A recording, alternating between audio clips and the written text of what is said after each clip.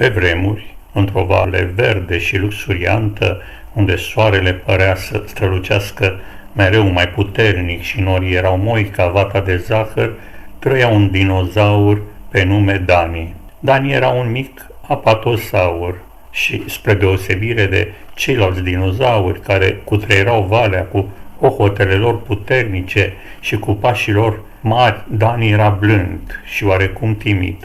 Îi plăcea să-și petreacă zilele ronțăind cele mai suculente frunze și să se joace de avați ascunselea cu prietenii săi în pădure. Într-o zi, în timp ce Dani explora o parte a văii pe care nu o mai văzuse până acum, a dat peste un copac bătrân, răsucit cu un trunchi gol. Curiozitatea l-a învins să se uite înăuntru.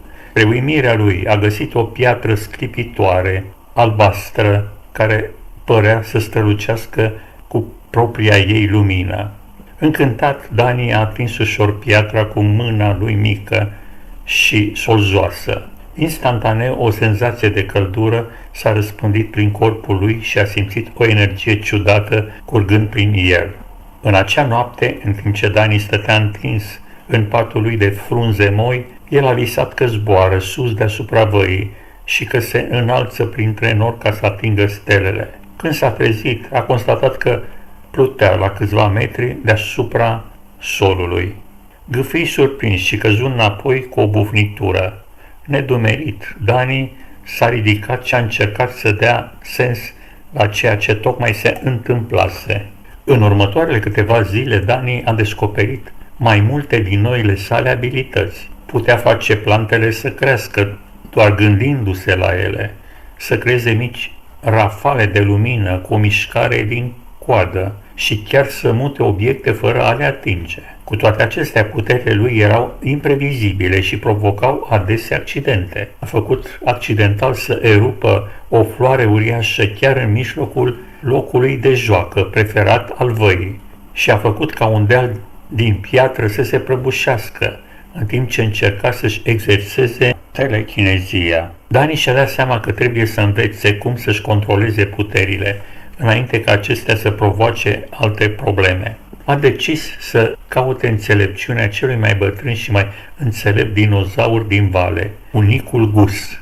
Gus locuia într-o peșteră confortabilă, acoperită cu viță de vie și flori, iar cunoștințele sale despre lume erau de neegalat. Gus a ascultat cu răbdare în timp ce Dani explica noile abilități și accidentele pe care le provocase. Mângâindu-și gânditor barba lungă și albă, Gus vorbi în cele din urmă. Bine, Dani, ți s-a oferit un cadou grozav, dar odată cu el vine o mare responsabilitate.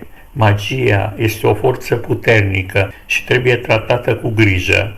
Te voi învăța cum să-ți folosești puterile, dar trebuie să promiți că le vei folosi bine. Dani a fost de acord cu nerăbdare și astfel și-a început antrenamentul.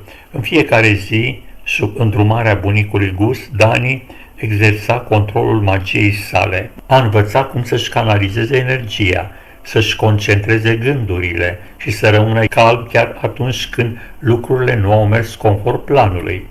Încet, dar sigur, Dani a devenit mai încrezător în abilitățile sale. Într-o dimineață, în timp ce Dani exersa să facă flori mici, un pterodactil pe nume Pip a venit panicat, spunând alarmant: Dani, pădurea e în flăcări.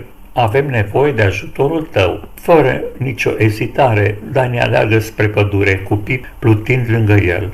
Când a ajuns, au văzut un fum gros și negru care se învârtea în cer și flăcări la înălțimea copacilor. Ceilalți dinozauri erau adunați la marginea pădurii privind neputincioși. Dani respira adânc și închise ochii, concentrându-și toată energia și imaginându-și o mare furtună cu picături grele de apă care cădeau din cer și stingeau flăcările. Pe măsură ce se concentra, norii întunecați au început să se adune și în curând ploaia a început să cadă, stingând focul. Ceilalți dinozauri au aplaudat și s-au îmbrățișat, recunoscători pentru forța și curajul lui Dani. Din acea zi, Dani a devenit protectorul văii și a folosit puterile magice pentru a-și ajuta prietenii și pentru a se asigura că toate casele lor vor fi în siguranță. El a salvat mici dinozauri de pe margini înalte, a vindecat animalele rănite cu atingere și chiar a creat curcubeie după furtuni pentru a aduce bucurie tuturor. Într-o seară, când soarele apunea și picta cerul în nuanțe de portocaliu și roz, Dani stătea cu bunicul Gus privind spre vale. "Ai parcurs un drum lung, Dani," spuse Gus, zâmbind mândru. "Ai învățat să-ți controlezi puterile și să le folosești pentru a face bine. Sunt mândru de tine." Dani îi zâmbi, simțind înăuntru o strălucire caldă de fericire. Știa că mai avea multe de învățat, dar cu sprijinul prietenilor săi și înțelepciunea bunicului Gus era pregătit pentru orice aventură. Și așa Dani, dinozaurul magic, a trăit fericit în vale, mereu gata să-și folosească puterile incredibile pentru a-și proteja prietenii și valea lor minunată. În continuare, el s-a bucurat de o viață plină de magie, de prietenie și de posibilitățile nesfârșite existente atunci când ai încredere în tine și în bunătatea din interiorul sufletului tău.